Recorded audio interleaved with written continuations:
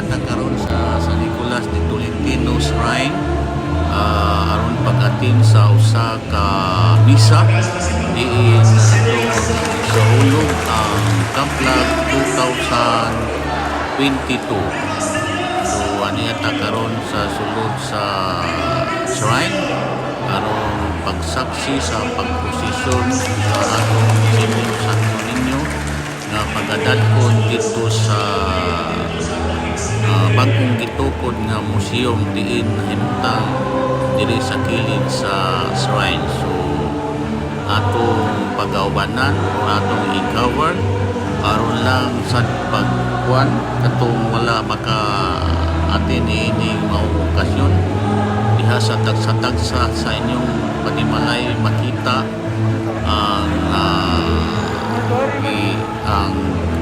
ang himong kasaulugan o mga aktibidades diri gihimo sa sulod sa shrine. So atong ipadangat diha kaninyo sa tagsa-tagsa sa inyong panimalay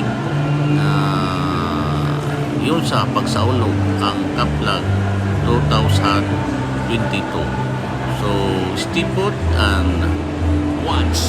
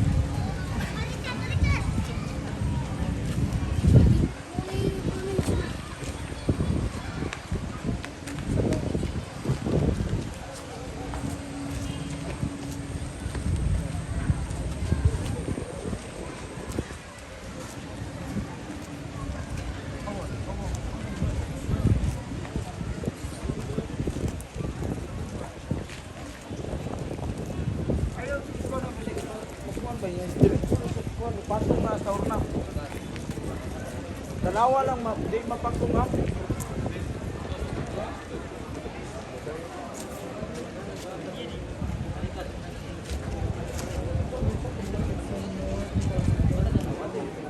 Denek na ibu dia. Tahu dia.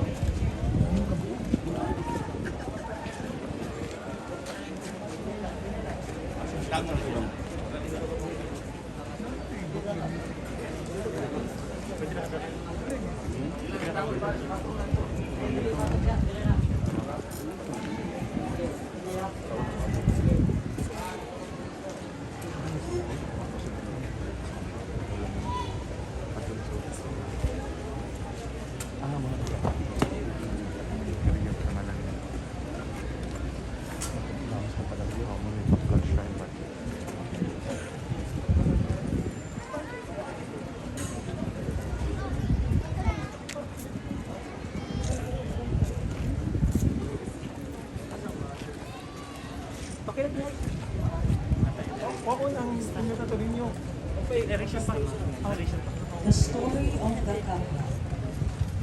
Kaplag, when translated, literally means discovery or finding. In Cebu, however, it extends to a historical and cultural meaning. It refers to the historical event of the finding of the oldest religious icon in the country, the miraculous Santo Niño de Cebu, on April 28, 1565. This happened 44 years after the image was given to Cebu's Queen Juana by Ferdinand Magellan, the captain of the first Spanish expedition to reach the Philippines in 1521. The Magellan expedition that arrived in Cebu on April 7, 1521, initially welcomed by the natives led by Raha Humabon, ended tragically with the bloody Battle of Mactan, where Magellan was killed, and the eventual apostatizing of the massacre of most of the remaining Spanish crew. The return of the Spaniards to Cebu was accomplished by the Legazpi-led expedition, which led to the formal conquest and colonization of Cebu and the Philippines. Thus, when the four ships of Miguel Lopez de Legazpi entered the port of Cebu, the natives' reception was undoubtedly or understandably hostile, given the bad history between the two camps. Although it is also said that the Spaniards were thought to be the Portuguese that attacked nearby Bohol in 1562. When Raja Tupas, Humabon's nephew and successor, refused to meet after several attempts, the Adelantado Legazpi and the Spaniards were met with hostility and seeming violence on land, a skirmish finally ensued, ending with the bombardment and conflagration of the native settlement. The Cebuanos had to flee inland in what is now Guadalupe in Cebu City. It was when the Spaniards ransacked the remaining houses in the burned settlement that Juan Camus, a Basque sailor, made the remarkable discovery in one of the smaller and humbler houses. Inside, Camus found 3 wooden boxes. One was empty. Another contained a porcelain bowl and a boar's tusk. And the third, located in the deeper recess of the house, was a box made of pine wood, not endemic to Cebu. It was in this box that Camus saw an image of the child Jesus, with his cap of flounce-colored red velvet, akin to those made in Flanders, and his Valance shirt, with 2 fingers of his right hand raised as one who blesses, and on the left, holding a round ball without a cross, with a small gold metal necklace on the neck. This made Camus explain, "For the body of God, I found the Son of Holy Mary."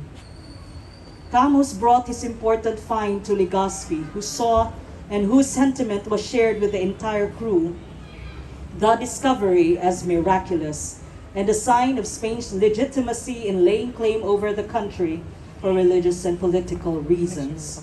He would write to the King of Spain, "I beg His Majesties to send us some aid, because it is worth knowing, and that your Excellency may understand, that God our Lord has waited in this place." The discovery also proves that the Santo Niño was kept with utmost care by Cebuanos, even when they had returned to their old religious practices during the 44-year absence of Spain's presence. Further proof is that the natives even tried to ransom Legazpi with an offer of gold and provisions, saying that the image was theirs from time immemorial. 15 days after the finding on May 15, 1565, the Santo Niño was processed by the Spaniards from the shoreline, for the image was housed on board Legazpi's ship, up to the temporarily chapel while the principal church was being constructed on the site where the image was found. A mass followed, celebrated by Fray Andres de Urdaneta, who was the spiritual head of the expedition, together with 4 other Augustinian priests, Martin de Rada, Diego de Herrera, Andres de Aguirre, and Pedro de Gamboa. It is said that during the celebration, around 30 natives who had negotiated for the return of the image were invited to observe the ceremonies and were struck with awe at the reverence that the Spaniards accorded the Santo Niño. The affinity of affection exhibited towards the God-child led to the dissolution of animosity, arbitration, and finally, a peace treaty between the Spaniards and the Cebuanos on June 4, 1965. Tupas and his men would eventually convert to Catholicism. In the same ceremony, Legazpi and his men also vowed that every April 28 thereafter, the date that the image was found, a solemn feast would be held in honor of the Santo Niño. Thus began the commemoration of the historic event called the Kaplag. Ladies and gentlemen, to open our Kaplag 2022 exhibit, is Monsignor Rogelio Roger Fuentes, the team moderator of the Archdiocesan Shrine of San Nicolas de Tolentino.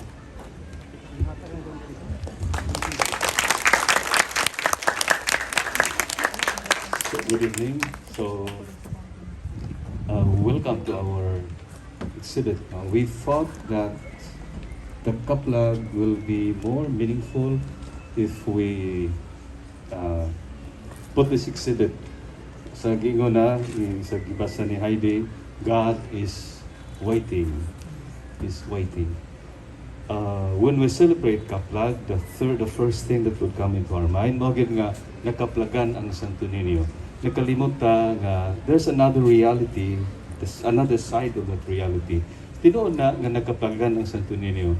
But every time we commemorate Kaplag, ang laing kamatuoran mao nga kita mao'y nakaplagan sa Santo Niño. Kita, labi na kamo, dili nga katawhan sa San Nicolas, where the Spaniards landed. Mao nga may nagkaroon na ni the organizing committee and cultural committee nga i-celebrate nato ang Kaplag by showcasing the different images of the Santo Niño. Labi na sa taga-dinhi. Kaya the images of the Santo Niño here are expressions of the deep faith and devotion of the San Nicolas noon. Naadinhi ang historia, naadinhi ang tag-iya, and I was amazed to know that daghan kayo og mga milagro connected with the image of Santo Niño. So, i-open na nato and then you take a look at the Kaplag and always remember, matag higayon nga mag-celebrate ang Kaplag, kita ang mas nakaplagan sa Santo Niño, and hopefully this is only the beginning. O niya, doon na nagyod tayo permanent exhibit, and that permanent exhibit shall be called the Museum of San Nicolas. So we will pray for that.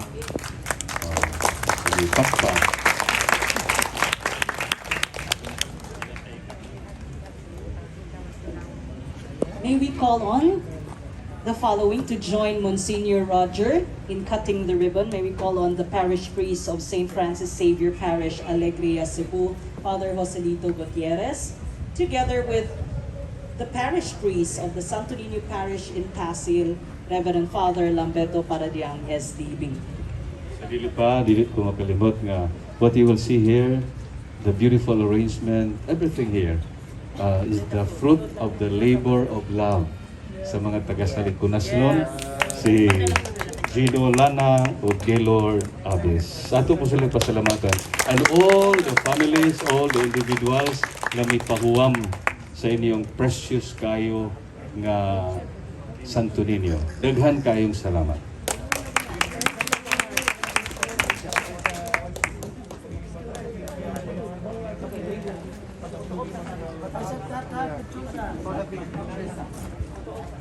Pictures na, Father.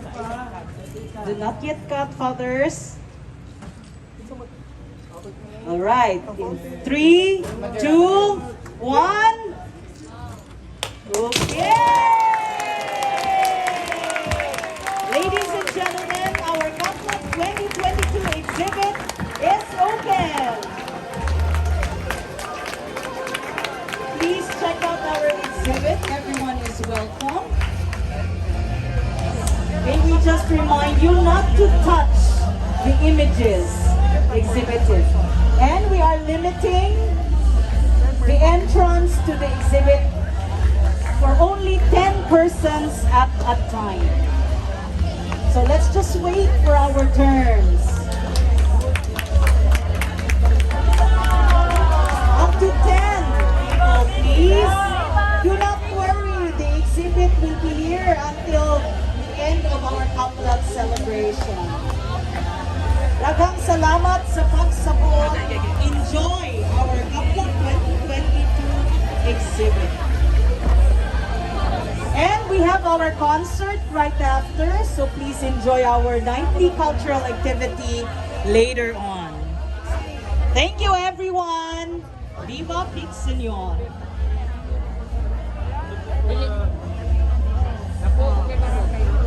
One more, 25 to 30 lang ang limit sa suit. Ay magawas na no suit. Bilang ang invite. Nabuwan pa kanina sa pala. Kailangan pag ginilipat ng content. Asan sila straight? Pila ka pa? Oh, 5 sa Jane. 2.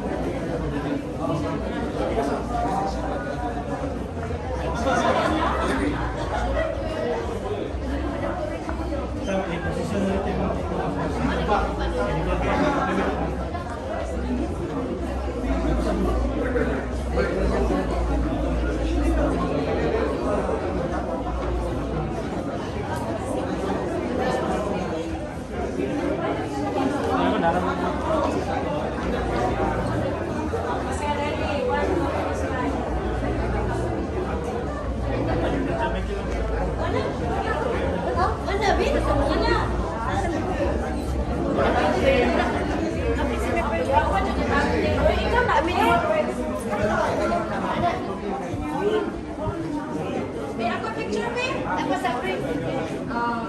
Yan, dahil ka na dahil.